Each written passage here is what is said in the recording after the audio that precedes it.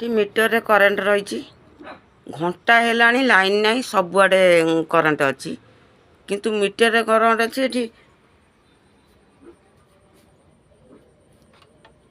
ଇଏ charging ball ବି ଜଳୁନାହିଁ। ହେଇ ଆଉ ଅଲଗା ବଲ୍ ବି ଜଳୁନାହିଁ। ହେଇ ସେ କେନ୍ଦ୍ରୀୟ ଖଦି ଉଦ୍ୟୋଗ ସେଠି ବିନା ତାର ଖୁଣ୍ଟିରେ କରେଣ୍ଟ ଦେଇକିରି ସେଠି କମ୍ପାନୀ ଚଲେଇଛନ୍ତି, କଂକ୍ରିଟ କମ୍ପାନୀ। ସେ ତାନ୍ତ୍ରିକମାନଙ୍କୁ ରଖିକିରି ୟୁପି ତାନ୍ତ୍ରିକମାନଙ୍କୁ ରଖିକିରି କମ୍ପାନୀ ଚଲେଇଛନ୍ତି, ହଇରାଣ କରୁଛନ୍ତି। ଦିନ ସାରା ଧପ୍ ଧପ୍ ଧପ୍ ଧପ୍ କରୁଛନ୍ତି। ସବୁ ପୋଡ଼ି ବଲ୍ 2-3ଟା ପୋଡ଼ିଗଲାଣି।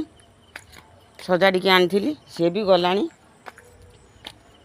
ସବୁ ଅନ୍ଧାର, ସବୁ ଅନ୍ଧାର। ଅନ୍ଧାରରେ ଯିବା ଭାରି କଷ୍ଟ।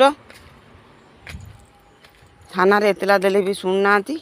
ଜ୍ଞାନରଞ୍ଜନ ପଟ୍ଟନାୟକ ଏସବୁ ନାଟ କରୁଛି। ସେ ତାନ୍ତ୍ରିକମାନଙ୍କୁ ରଖି ହଇରାଣ କରୁଛି। ହେଇ ଏ ଯେଉଁ ବଲ୍ଟା ଚାର୍ଜ ହେଇକି ରହିଛି ଏ ଖୁଣ୍ଟରେ। ଏଠି ଚାର୍ଜ ହେଇକି ଖୁଣ୍ଟରେ ବଲ୍ଟା ହେଇ ରହିଛି। ହେଇ ସେଠି ବଲ୍ ଜଳୁଛି। ସେଠି କ'ଣ କରିଛନ୍ତି? ସେଠି କ'ଣ କରିଛନ୍ତି?